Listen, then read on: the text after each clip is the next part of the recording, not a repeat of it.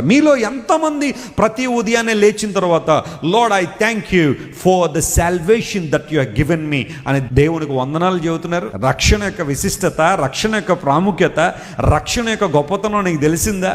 ఇశ్రాయేలుని భాగ్యం ఎంత గొప్పది, యెహోవా రక్షించిన నిన్ను పోలిన వారు. కొంతమంది వారు పొందుకున్న రక్షణ యొక్క గొప్పతనాన్ని, విశిష్టతను గుర్తించలేకపోతున్నారు. అందరూ బట్టి దేవుని ఆరాధించట్లే. బావో దేవుని స్తుతించంటే ఏం స్తుతించమంటారండి, ఏముందని స్తుతించమంటారండి అని చాలా మంది నిరుత్సాహపడతా ఉంటారు. నువ్వు నిజమైన క్రైస్తవుడు అయితే నేను ఎందుకు దేవుని స్తుతించాలని అడగాల్సిన పని లేదు.